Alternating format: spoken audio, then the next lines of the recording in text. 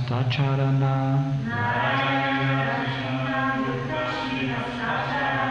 Eshishu Sarvaloke Karibatarana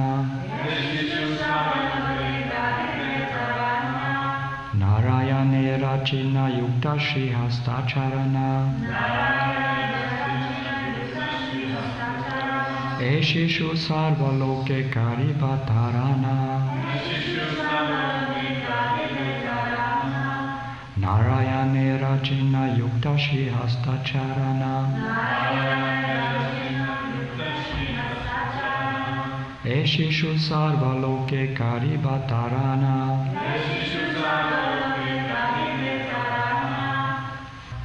Narayanera of Lord Narayana Chinna Yukta with positive marks Srihastacharana the palm and the sole this Shishu baby Sarvaloke all the three worlds Karibe will Tarana deliver. Translation.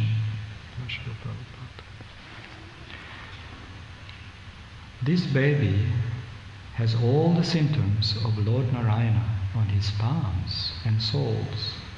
He will be able to deliver all the three worlds. Please repeat. This baby has all the symptoms of Lord Narayana on his palms and soles. He will be able to deliver all the three worlds.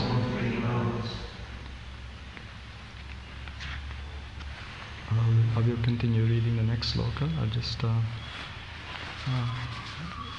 It's a very beautiful chapter. It's one of the sweetest chapters in Caitanya Caritamrita, building up to a very exciting momentum, Mahaprabhu's appearance. There are many shastras predicting Mahaprabhu's appearance. Can you put the mic closer to you? Yeah, okay. Thank you. Vrindavan Das Thakur explains the childhood pastimes of Krishna very nicely, in very detailed form. Krishnadas Kaviraj Goswami also touches these topics, gives a very deep siddhanta also, referring to many shastras. And if you see, Sri Caitanya Caritamrita is filled with Bhagavatam descriptions and slokas and references. So the appearance of Mahaprabhu very significant, because he is representing the most auspicious form in every way. It is mentioned in the Garuda Purana that persons with auspicious bodily symptoms, proportions of the arms and length of the arms, the facial proportions, the eyes, whether auspicious or inauspicious. There are whole details on auspiciousness and inauspiciousness. Not just in physiological makeup, but also psychological tendencies.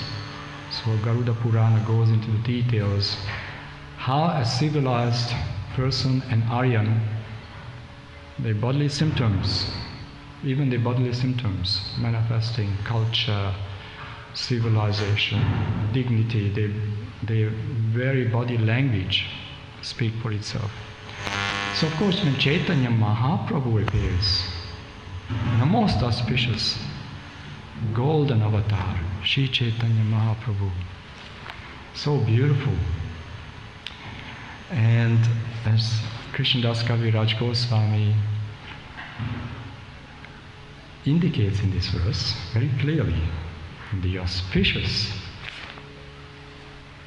marks of Lord Narayana.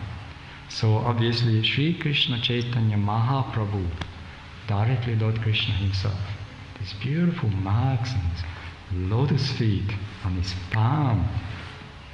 I've got a couple of nice, beautiful photographs here. I need to try to. You can find this online also, Google Images, just to give you a glimpse of Mahaprabhu's beautiful lotus feet and the markings and the prints. They all have a symbolic meaning and teaching us something. It can be studied properly. And there's a whole description on every marking and what they actually mean to us and what Chaitanya Mahaprabhu is representing or symbolizing in this.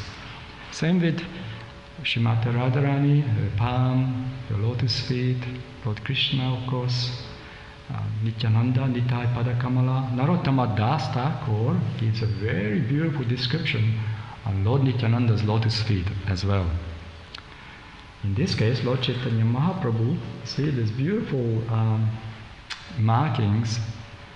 I don't think we have enough time to go through every, but there's a very beautiful description what they mean to us and what Chaitanya Mahaprabhu, his auspiciousness, the most auspicious markings on his soul and his palms.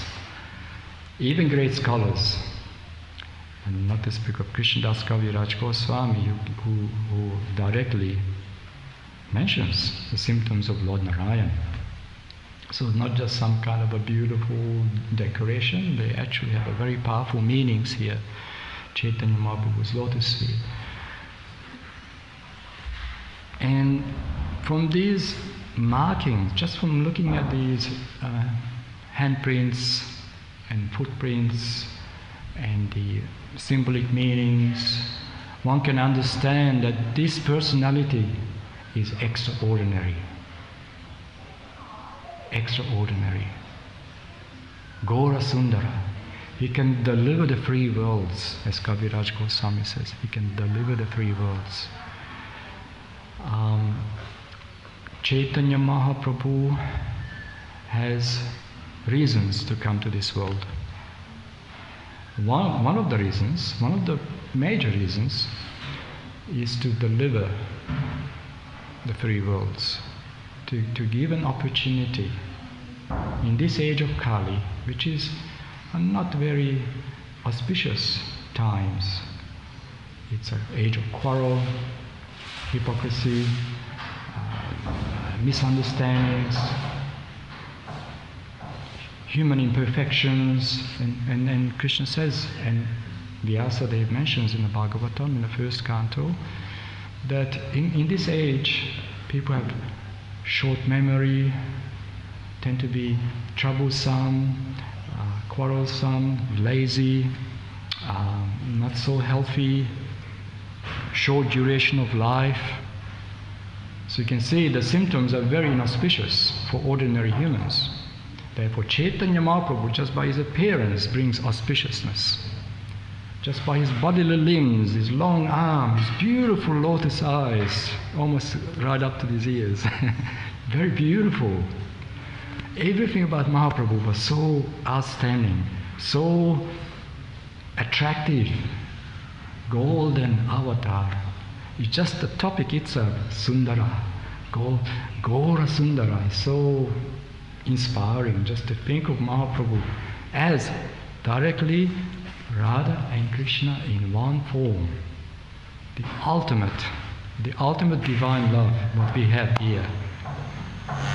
And of course, when we meditate on these beautiful meanings, immediately feel grateful to our spiritual masters, especially Srila Prabhupada, what he gave us. Giving the lotus feet of Nityananda Prabhu, Nitai Padakamala, and Sri Chaitanya Mahaprabhu. What a value, what a treasure we have. And we can realize that on a daily basis by singing these beautiful songs, especially Narottama Das Thakur and Bhaktivinoda Thakur. Narottama Das Thakur gives a lot of emphasis on Nityananda Prabhu before even going to Chaitanya Mahaprabhu, because Nityananda Prabhu even shows more mercy. So it's all connected to each other. So Chaitanya Mahaprabhu manifesting in this world And his pastimes resembling similarities with Krishna's childhood pastimes. Similarities. Not exactly the same, but similar. Similar paternal affection, maternal affection, lots of love, the village Brahmins, the families, everyone, the village ladies, everyone's coming to greet baby Nimai, Lord Caitanya Mahaprabhu, in this form and his beautiful childhood pastimes. There's a very nice short description of Mahaprabhu's life biography in introduction of Srimad Bhagavatam. Srila Prabhupada gives a very nice, very precise, very clear about the main events of Mahaprabhu's life. His beautiful childhood pastimes, and then goes right up to his preaching activities, taking sannyas, last 24 years in Jagannath Puri, and his exalted, transcendental bhava. He's manifesting Mahabhava. You can see that Radha and Krishna in one body here, because no one can manifest Mahabhava unless Radharani. Only Radharani can feel that Mahabhava. No one can. So Caitanya Mahaprabhu has that feeling and emotion to Srimati Radharani, Radha and Krishna. And his main Ishta, main deity was Jagannath, in Jagannath Puri.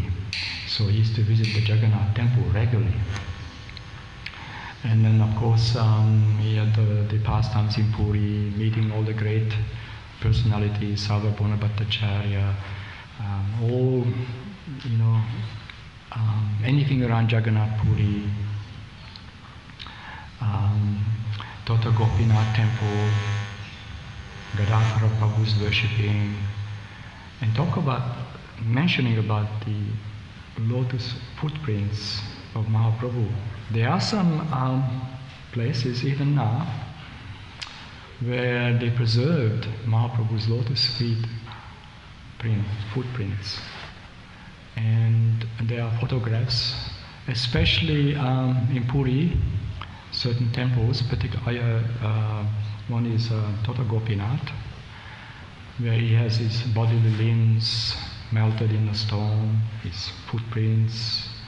And then if you travel down south, especially on the way to Sri Rangam, there are certain temples, they still have it there, protected of course. It's directly the lotus feet of Caitanya Mahaprabhu, because he had the Padayatra, starting clockwise actually, Jagannath Puri, then going down to Tirumala, Sri Rangam, then continuing Udupi, all those beautiful places going through, and then finally when he came to the Vrindavan pastimes, Radhakund, Shamakund, met the Goswamis, giving instructions to Sanatana Goswami, Rupa Goswami, discovered Radhakund, Shamakund, Govardhan, all the beautiful sites at Govardhan. So Mahaprabhu confirmed these auspicious sacred sites, because before no one could actually realize where Radhakund is or Shamakund is. There was only a couple of little holes, and then the Goswamis built these beautiful banks around there. And once every few years they clean Radhakund, but the actual pond is still there. You still can see it. It's still coming up. The water is still coming up. So that's Radharani, Radhakund, and Shamakund is Shamasundar, and they're right next to each other. So Caitanya Mahaprabhu established these holy sites, and the Goswamis, they built the temples around, and they made all these places very sacred pilgrimages. People visit these places to the present day. They visit on a daily basis, getting the blessings of Srimati Radharani and Krishna. So Caitanya Mahaprabhu left many bodily items, his shoes, slippers, wooden shoes. Radharaman Temple, and they also preserve some of these personal items. And then all the way back to Puri. Puri has many more. And of course, the great acharyas, they're not only describing these markings, their meanings, but also glorifying Caitanya Mahaprabhu, his lotus feet. Why we focus on the lotus feet? This is the utmost humility for Vaishnava. Like every morning we sing also the lotus feet of our spiritual master, the only shelter, the only shelter. And same with Lord Gauranga Mahaprabhu, the only shelter we have. We cannot access the holy name without their mercy, Guru and Gauranga. Very, very kind of not only affectionate but very emotional experience for the devotee, because we are very grateful to Srila Prabhupada, what he gave us. So the devotee trying to repay, of course we can never repay. We humbly serve the Vaishnavas, and the beautiful mission of Mahaprabhu presented to us by Srila Prabhupada. It's a very noble mission of Sri Chaitanya Mahaprabhu. This is very significant for us, and it's of course very deep Siddhanta we have behind this, very deep Siddhanta. You can really go into the deep, who Chaitanya Mahaprabhu is and why he's coming, the reasons. He had the confidential pastimes also to exhibit. That's a very, very confidential. And only very, very close associates, Damodar Pandit, very, very close personalities could touch that Chaitanya Mahaprabhu is actually Radha and Krishna in one body. Of course, most people could see, oh, extraordinary, great personality, the golden avatar. They could see, okay, he's not. Most couldn't understand who he was. Just like when Krishna was present in Brajamandala Bhumi. Most people thought he's just a little boy, but very attractive. But they love Krishna so much, such a spontaneous, deep love for Krishna, Damodar, all different stages of his growth. To his teenage boys, Balaram and Krishna, Giri Govardhan, beautiful pastimes there. They loved Krishna so much. They weren't great pandits analyzing the Shastras, or they're just simple village people, Vrajavasis, Vrijvasis. They loved Krishna. The same with Mahaprabhu. When Mahaprabhu appeared, everyone loved Nimai. So Jagannath Mishra, Mother Sachi, they're all very, very protective. So he's called Nimai, as we know, because he was born under a neem tree, Yogapit in Mayapur. So there was a confusion for a long time where Chaitanya Mahaprabhu actually invented himself, very in the exact spot where he appeared in this world. So there were some arguments amongst the scholars of Navadvip, and they could never really find the place until Jagannath Das Babaji Maharaj and Bhaktivinoda Thakur also confirmed his Yogapit, where he actually appeared in the house of Jagannath Mishra, who was the father of Mahaprabhu. So, and his palm has also beautiful markings. I don't have a photograph here, but very beautiful markings. Maybe I have. Wait a second. Yeah, I have. I just see.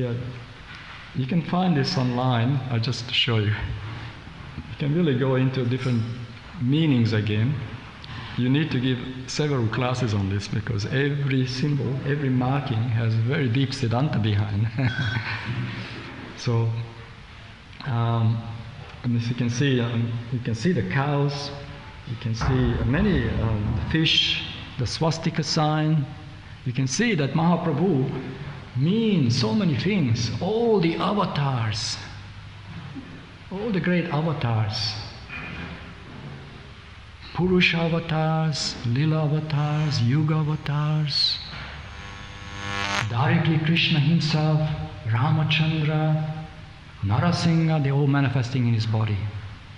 He is basically the most complete form. And there's a deity called Sadhubuja. You can see Chaitanya Mahaprabhu holding the flute. He's got the water pot, the sannyas, and the bow and arrow. So you can see Ramachandra, Krishna, and Chaitanya Mahaprabhu, the sannyasi. So these symbols also immediately remind one that Chaitanya Mahaprabhu is Narayan himself. And more than just Narayan himself, he is Radha and Krishna in one body. So Narottama Das Thakur, Vrindavan Das Thakur, they go very deep meanings in their songs, glorifying Nityananda Prabhu, Chaitanya Mahaprabhu. The only hope for this age, the only hope for this age, there's no other hope. The mercy of Gauranga Mahaprabhu, we have an access to Sri Nama, the holy names of Krishna. Krishna, Hare Krishna, Radha Krishna. Srila Prabhupada gave a very nice lecture in America in 1974-75. And he explained about the correct chanting of the Mahamantra, meditative, and apart from just hearing, but the contemplative, and feel these emotions, what Hare Krishna means. And Srila Prabhupada said, this is Radha and Krishna, Radha and Krishna. So we have to have not only awe and reverence, but great affection and love. When we chant Hare Krishna, it's not just a mantra for the sake of mantra, directly Krishna there. Srimati Radharani and Lord Krishna himself. So when we chant, we should have these feelings and bring the mind back, hearing the holy name, feel the holy name, and pray to the holy name, dear Sri Nama, Lord Krishna, please engage in your loving devotion service. And Chaitanya Mahaprabhu giving us this formula, chant the holy names, Hari Bolo. Here we are, we have the opportunity amongst humble devotees, sincere devotees. We make an attempt at least. We may not be perfect, but Krishna sees the sincerity, our effort.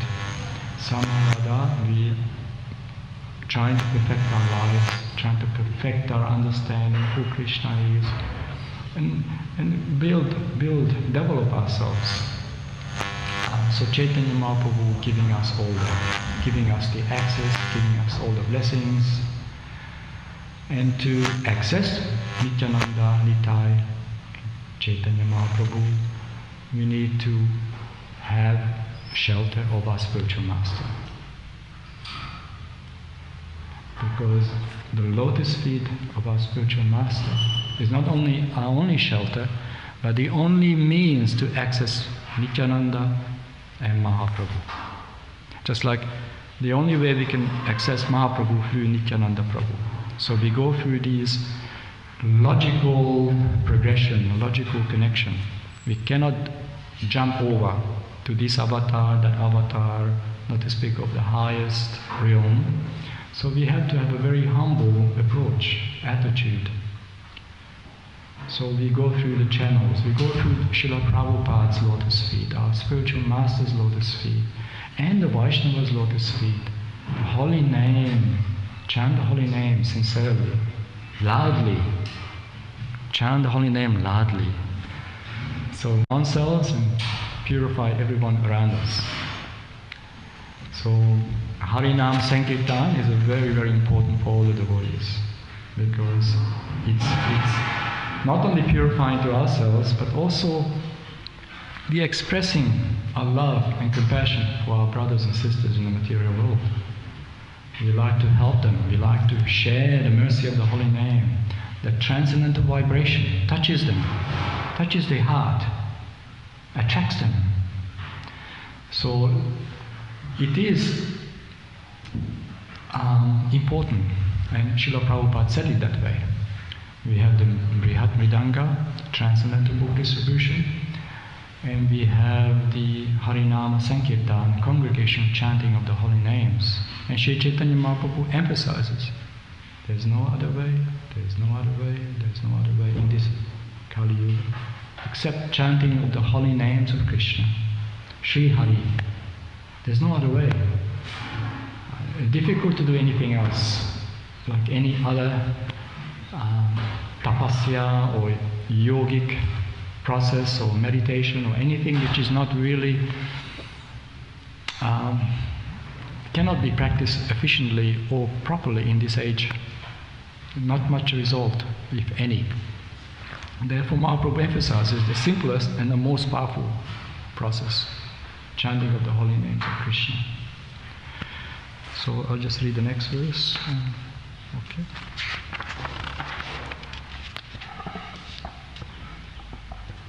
Eta karibe Vaishnava dharmera prachara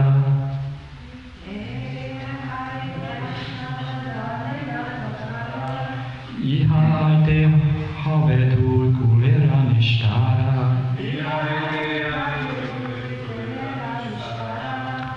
Eta karibe Vaishnava dharmera prachara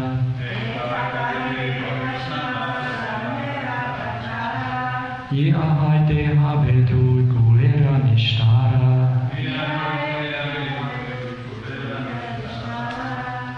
Just quickly. I'll just read the translation. This child will preach the Vaishnava cult and deliver both his maternal and paternal families. Please repeat. This child will preach the Vaishnava cult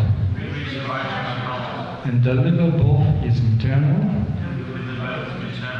and paternal families. Purport by Srila Prabhupada. Without Narayana himself or his bona fide representative, one cannot preach the cult of Vaishnavism or devotional service. When a Vaishnava is born, he delivers both his maternal and paternal families simultaneously. Okay, just very short purport. So, the astrological prediction, just like when Krishna was present, Garga Muni, the family priest of Mother Yasoda, Nanda Maharaj, requested that was a system. Even now, they read the chart of the baby, what they can expect from the person, psychophysiological makeup and misfortune or fortune or auspicious or inauspicious. So they have some kind of remedial step for that, some samskaras and inviting the blessings. So in this case, when Mahaprabhu's chart, it was so obvious. His bodily markings, his limbs and his chart, the planetary alignment, so auspicious.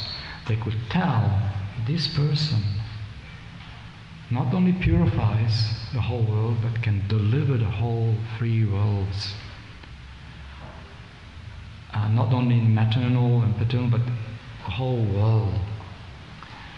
And Srila Prabhupada often quotes slokas, not just about Mahaprabhu's strength and purity and transcendental potency to deliver the whole world, being the Supreme Personality of Godhead, but also devotees who are empowered by him, the Mahabhagavatacharyas.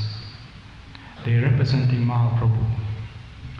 So when we take shelter of our spiritual master, this is a connection with Mahaprabhu. and Sri Parampara. So we get that empowerment. Anyone can be empowered as long as we have sincerely aligned ourselves with the guidelines and instructions of the Mahabhagavatas, especially the Mahajanas, the great authorities. Because that way the blessings come down, the mercy comes down to us, and we become a powerful and effective instruments in Chaitanya Mahaprabhu's mission. Every devotee can be special, and it is special already. I mean, participating in the Sankirtan mission of Mahaprabhu is special. Very, very rare opportunity. So we are very blessed, very fortunate. Question of realizing it.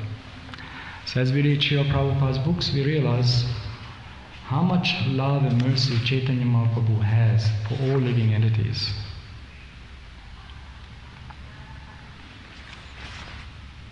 Srila Prabhupada says, when a Vaishnava is born, he delivers both his maternal and paternal families simultaneously. Just like a Brahmana.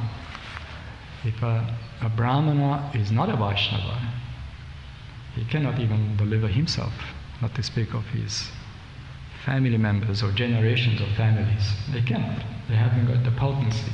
They don't have the Brahmana tejas. Tejas mean fire. See? On the other hand, the Mahabhagavata, a Vaishnava, a Jainian Vaishnava, can deliver not only himself, but the whole world on the behalf of Mahaprabhu, Guru and Gauranga. And exactly that's what Srila Prabhupada did. Srila Prabhupada delivering the whole world. It takes time to manifest, but it's happening. He set the motion, the Sankirtan mission is present. The holy name is already incarnated and it's spreading. The preachers of Krishna consciousness are very optimistic. This is directly Krishna here. Regardless and in spite of all our difficulties in the material world, they are all just purification. So Mahaprabhu set the mission, spreading the holy name, Sankirtana, congregational chanting. So a pure Vaishnava can deliver, have the potency to deliver the whole world. So what we can do, we can assist them, we can serve our spiritual master. I know it's a very general words, serving, service. We have to understand the meaning of this, seva, Vaishnava seva.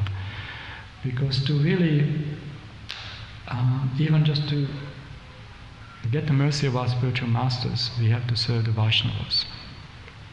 We are the servant of the servant of the servant of the servant of the Vaishnavas. Srila Bhakti Saranta Saraswati Maharaj, Srila Prabhupada's spiritual master, he made a statement that if one becomes a servant of the servant of the servant 100 times over, he may make some advancement. So the humility. So we are humbly serving the devotees. Of course, very high ideals, we are humble devotees, but that's our aspiration. Regardless of all the external difficulties we have in the material world, our personal issues and problems and defects and seeing defects in others, we should somehow bypass these externals and just go to the real thing. They are devotees of Krishna, chanting the holy names, they utter the holy names. So Krishna is very pleased, even with the sadhakas, even with neophytes who just somehow chant these holy names. Out of thousands, if just one person out of the crowd, that's in Sanatana Goswami and Chaitanya Mahaprabhu discussion, that out of a crowd of people, if just one person comes forward and chants the holy name, utters the holy name, even just once in his whole life, he's best amongst them, the best. And Krishna says in the Gita also, out of thousands one may come trying to understand him. And out of those rare souls, just only one understands him in truth, absolute truth. So to understand Krishna is not an easy thing. Krishna, no one can really understand Krishna properly and completely, but to the point of prema and love, we need to understand him. What that means, prema, love. So it's a gradual process. Very simple, pure. And Caitanya Mahaprabhu, anything in Caitanya Caritamrita is pure nectar. Pure, not just philosophy, but pure nectar. Beautiful pastimes, childhood interactions. And when we visit Mayapur, it's so ecstatic. Just remembering Mahaprabhu's pastimes. You go to the villages, Nama Sankirtan, the whole Sankirtan comes alive. So much happiness. And no wonder devotees attracted to these places. And Srila Prabhupada encouraged us to visit these places, holy places, the pilgrimage sites, the holy Dhamma, beautiful sites of pastimes and lilas. So when we're visiting these places like Yogapith and a little hut and a neem tree, Mahaprabhu's personal items, it just, all the Vedas glorifying this opportunity. Only very rare souls can go there. So how blessed we are, how fortunate we are by the grace of Guru and Gauranga Mahaprabhu. And Caitanya Mahaprabhu and his pastimes leading us gradually to that highest realms of affection, love, and not only appreciation but gratitude. We feel grateful to Srila Prabhupada, Caitanya Mahaprabhu, what he gave us. We had the opportunity to love Radha and Krishna, to learn the art of loving Krishna. So that's what I can say about this. Hare Krishna. Is there any comments or questions, Prabhu? Hare Krishna.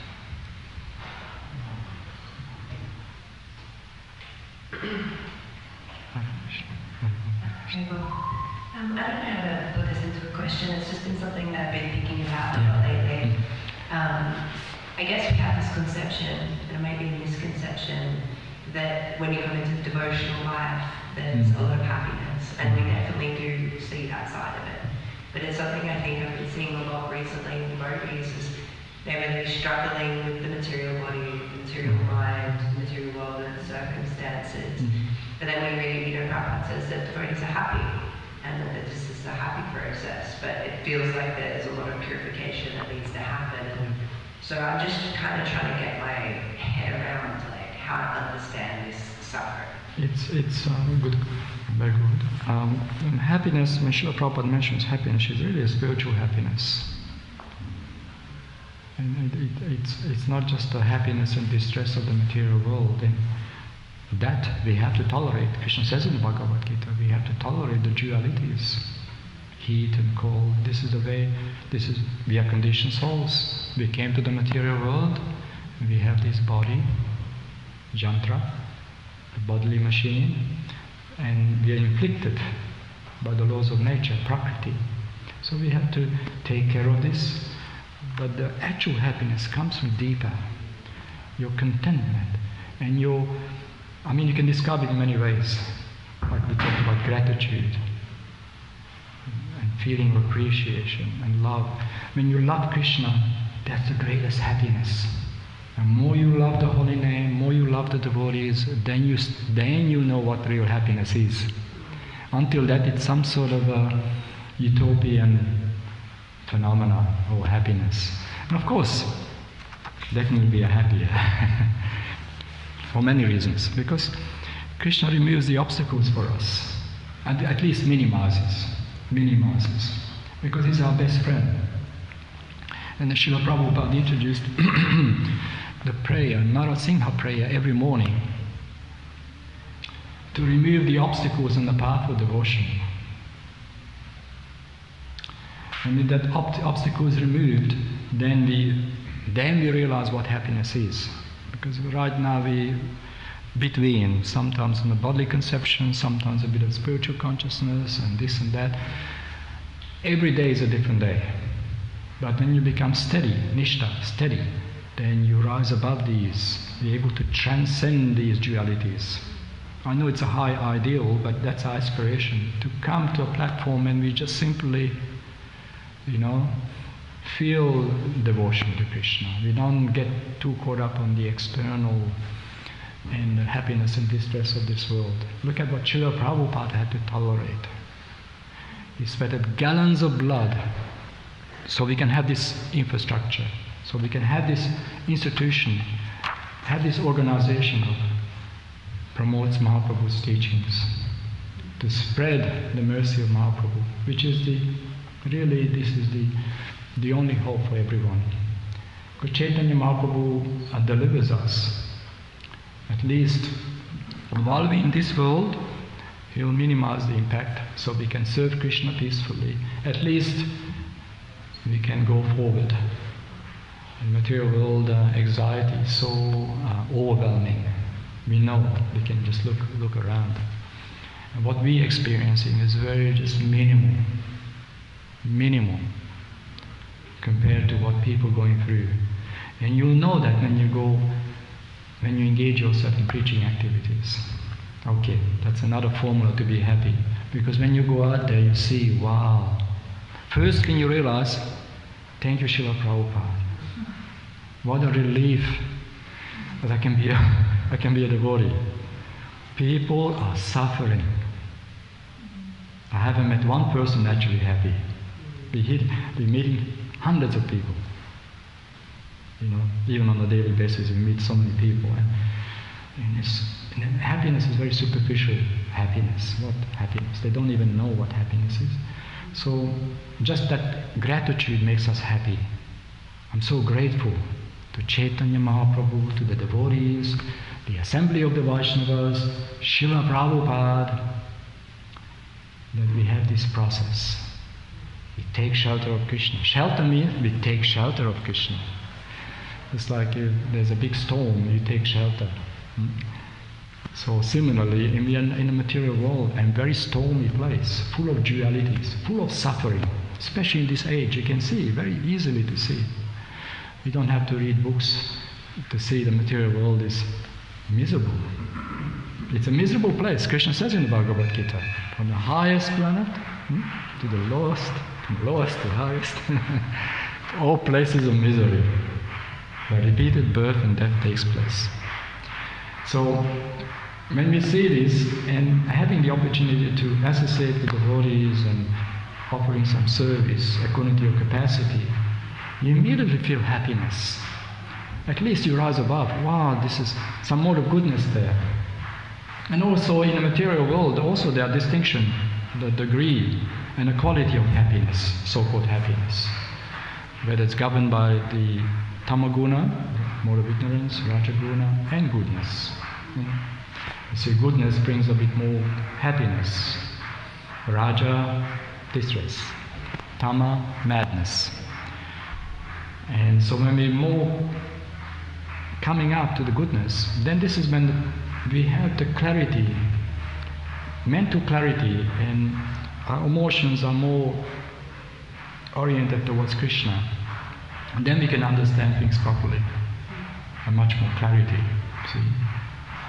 Yeah, then of course by their mercy, only by Guru and Gauranga's mercy, we gradually go higher and higher to the point of transcendence. Suddha sattva, pure. That takes time. It takes many lifetimes, often. So we just gradually, patiently, respectfully, humbly take shelter of the holy names, take shelter of the Vaishnavas, and do some seva, trying to understand the significance of seva. And the inspiration is, it all goes to Mahaprabhu's lotus feet. Hare Krishna. Hare Krishna. Thank you. Shri Caitanya Caritamrita ki jai. Krishnadas Kaviraj Goswami ki jai. Srila Prabhupada ki jai. Hare Krishna.